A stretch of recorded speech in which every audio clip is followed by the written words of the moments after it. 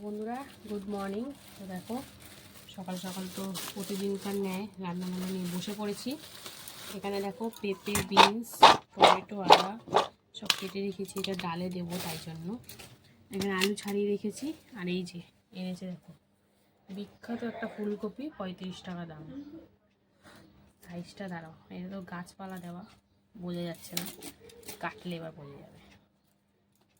এই দেখো 35 টাকার দাম, কার পাতে দেবো কোনো ঠিক নেই। তো যাই হোক, তার মধ্যে আবার ইঁদুরেও থাবা মেরেছে। ইঁদুর না এগুলো, তা কে? এগুলো ঘষা খেয়েছে। ইঁদুর খায় না ফলত?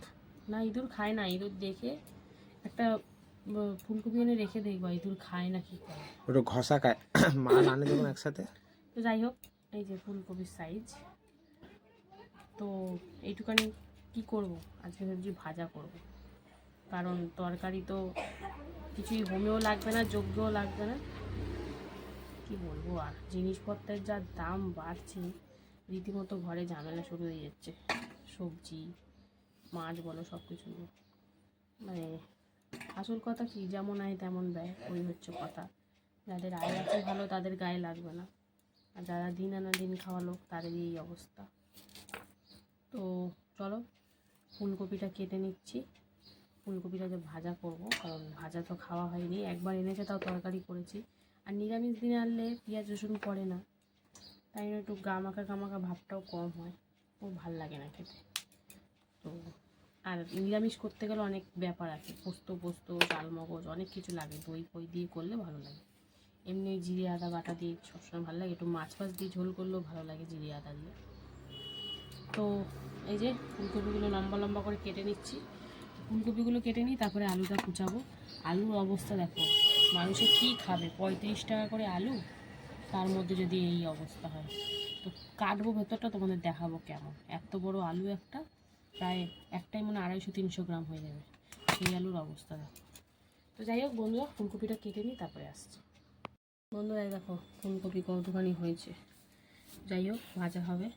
আর এই যে এবারে আলুটা কেটে নিচ্ছি, এই আলুটা কেটে নিই, তারপরে বড় আলুটা দেখাবো ভিতরকার অবস্থা।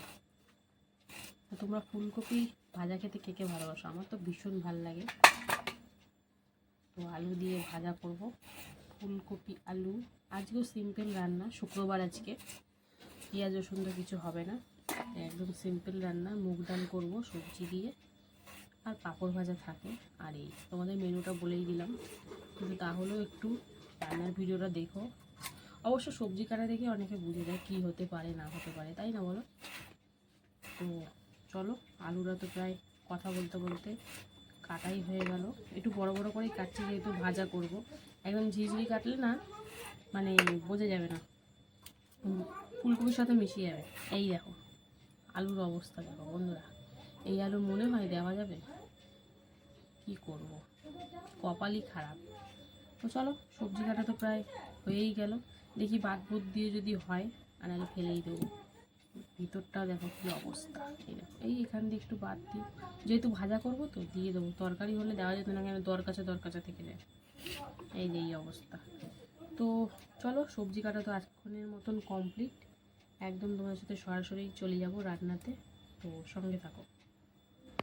এই দেখো মুগ ডাল এদিকে কড়াইতে টেলে নিচ্ছি, তারপরে প্রেসারে সিদ্ধ দেবো। তো চলো হালকা করে একটু টেলে নিই। আর এখানে দেখো ভাত হচ্ছে, তো দুদিকে দুটো রান্না বসিয়েছি, ভাতটা হলে আবার আদার্স তরকারি ফরকারি বসাবো। তো চলো ডালটা ভেজে সেদ্ধ বসাতে দেবো। তো ডালটা একটু হালকা করে ভেজে নিই, তারপরে কি করি তোমার সাথে শেয়ার করব, সঙ্গে থাকো। বন্ধুরা এই দেখো পাঁপড় ভেজে নিচ্ছি, একটা একদম লাভ পাঁপড়। আর এই যে নল্লি বা পাইপ যাই বলো না কেন, পাঁপড় ভাজা হয়ে গেছে, একটু এমন ভর্তি হয়ে গেছে পড়ে যাচ্ছে। আর এদিকে দেখো এখন শুকনো লঙ্কা ফোড়ন দিয়ে একটু সামান্য হলুদ দিয়ে ফুলকপি আলু ভাজবো। তার জন্য প্রথমে আলুটা একটু হালকা করে ভেজে নিই, তারপরে ফুলকপিটা দেবো। তো চলো একটু ভাজা ভাজা হোক। আর এখানে কিন্তু ডাল সেদ্ধ করা হয়ে গেছে, প্রেসারে বন্ধ করে রেখেছি। তো খুলবো, তারপরে তোমাদেরকে দেখাবো কেমন হলো।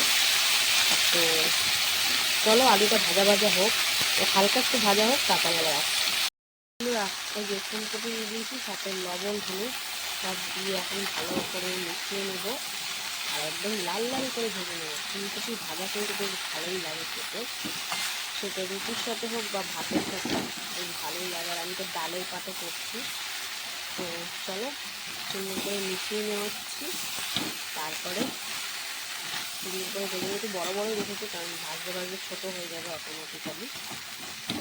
তো আমি কিন্তু ভাপিয়ে নিইনি, ডাইরেক্ট করছি দিয়ে। তো জানি না কেমন হবে, ভাজাটা ভালোই হয়। তো চলো এটাকে সুন্দর করে ভাজাভাজি করে নিই, তারপরে কেমন হয় তোমাদের সামনে তুলে ধরবো। তো সঙ্গে থাকো, দেখতে থাকো বন্ধুরা। এই দেখো মুগ ডালটা সিদ্ধ করে নিয়েছি, সাথে পেঁপে, বিনস আর টমেটো আর লঙ্কা দিয়ে সুন্দর করে সেদ্ধ করা হয়ে গেছে।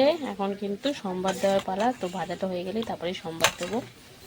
তো দেখতে থাকো বন্ধুরা। এই দেখো ফুলকপি আলু লাল লাল করে ভেজে নিয়েছি। তো চলো এবার নাবিয়ে নেবো, তারপর ডালটা সম্বারা দেবো। তো রান্না বান্না তো প্রায় শেষের দিকে, আর সেরকম কিছুই রান্না করে নিয়ে আসতে জানি। তো চলো ফুলকপি আলু ভাজাটা নাবিয়ে নিই, তারপরে আসছি আবার বন্ধুরা। ফুলকপি আলু ভাজাতে হয়ে গেছে। তারপরে দেখো জিরে, তেজপাতা, শুকনো লঙ্কা, আদা আর হলুদ দিয়ে এখন ডালটা সম্বারা দেবো। মুগ ডাল যেটা সিদ্ধ করে রেখেছি, তোমাদেরকে দেখিয়েছি অবশ্যই। তো চলো ডালটা দিয়ে দিই, তারপরে লবণ আর সামান্য একটু চিনি দেবো। তো ডালটা দিয়ে দিলাম। তো মুগ ডাল এটা, তো হালকা একটু জল দেবো, নাহলে ফুটতে ফুটতে অনেকটাই গাঢ় হয়ে যাবে। তো চলো প্রপার পুরোপুরি হলে তোমাদের সাথে শেয়ার করব কেমন হলো দেখতে। তো দেখতে থাকো বন্ধুরা। ডালে পরিমাণ মতন জল দিয়ে দিয়েছি, আর সাথে দিয়ে দিয়েছি লবণ আর একটুখানি সামান্য চিনি দিয়েছি। তো এখন সুন্দর করে ফুটিয়ে নেব, তারপরে আসছি তোমাদের সাথে দেখাতে। তো সঙ্গে থাকো বন্ধুরা। ডাল দেখেছো একদম টকবক করে ফুটে গেছে, আর এর সাথেই কিন্তু আমার রান্নাও কমপ্লিট এখনের মতন। তো রান্না বান্না তো আজকে দেখলে একদম সিম্পল রান্না করেছি। তো কেমন লাগলো আজকের এই সিম্পল রান্না বান্না অবশ্যই কমেন্টে জানাবে, আর ভালো লাগলে লাইক কমেন্ট শেয়ার করে ফলো করে পাশে থেকো। তো আবার দেখা হবে দুপুরবেলা খাবার ভিডিওতে।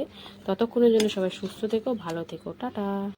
হ্যালো বন্ধুরা, শুভ দুপুর। তো প্রতিদিনকার মতো দুপুরের লাঞ্চ নিয়ে হাজির হয়ে গেলাম। তো আজকে হচ্ছে শুক্রবার। তো চলো দেখা যাক শুক্রবার দুপুরের লাঞ্চ থালির মেনুতে কি কি আছে। তো আজকে তো প্রপার একদম নিরামিষ খাবার। তো লাঞ্চ থালি সুন্দর করে সাজিয়ে নিয়েছি। রয়েছে এখানে গরম গরম ভাত, এখানে রয়েছে এক টুকরো পাতিলেবু, এখানে রয়েছে ফুলকপি আলু ভাজা, আর রয়েছে পেঁপে দিয়ে বিনস দিয়ে ডাল, আর রয়েছে পাঁপড় ভাজা। তো চলো খাওয়া দাওয়া শুরু করা যাক। একদম সিম্পল খাওয়া দাওয়া, মানে একদম সাদা মাটা বলতে পারো। ডাল আর ভাজা, সাথে পাঁপড় ভাজা আর লেবু। ও ডাল ভাত, মানে সেরকম যদি ডালটা হয় আর যদি আলু ভাজা থাকে তার কোনো কথাই নেই। আর সাথে আজকে আমি আলু ফুলকপি একসাথে ভেজেছি। কর্তামশাই কিন্তু ডালটা ঢেলে লেবুটা চিপে নিল, তারপরে ভাতটা সুন্দর করে মাখামাখি করছে। তো আজকে কিন্তু পেঁপে ডালের মধ্যেই দিয়ে দিয়েছি, আলাদা করে আর সিদ্ধ দিইনি, তাই কর্তামশাই কিন্তু খাচ্ছে, দেখতেই পাচ্ছ। ডাল দিয়ে মেখে ফুলকপি আলু ভাজা দিয়ে বেশ ভালোই লাগছে। কর্তামশাই বলছিল একটু কষা কষা করো, আজকে না না এই কদিন অনেক মশলাপাতি খাওয়া হয়েছে, ভালো লাগছে না, আজকে ভাজাই খাও। তো ঠিক আছে, ও খেয়ে নিল। তো সুন্দর করে মেখে চুকে লেবু দিয়ে টক টক হালকা আর ভাজা, বুঝতেই পারছো ফুলকপি ভাজাটা বেশ ভালোই লাগছিল। কর্তামশাই আবার একটু ফুলকপিটা কাই কাই কষা কষা পছন্দ করে, ও ভাজা তটা পছন্দ করে না, তাও খেয়ে নিয়েছে। যাই হোক, তো পাঁপড় ভাজা দিয়ে কর্তামশাই কিন্তু সুন্দর করে খাওয়া দাওয়া করছে। রোজ রোজ কি আর মশলাপাতি অত ভালো লাগে বলো? মাঝে মাঝে এরকম হালকা খাবার খেতে কিন্তু আমার ভীষণ ভালো লাগে। কর্তামশাই একটু ভাজাভুজিটা কম পছন্দ করে না, ও একটু মাখা মাখা ঝোল ঝোল এইসব পছন্দ করে। তো সব কিছু দিয়ে কিন্তু সুন্দর করে খাওয়া দাওয়া করছে। তো তোমাদের কেমন লাগলো আজকে আমার এই একদম হালকা খাবার দাবার অবশ্যই কমেন্টে জানিও। ভালো লাগলে লাইক কমেন্ট শেয়ার করে ফলো করে পাশে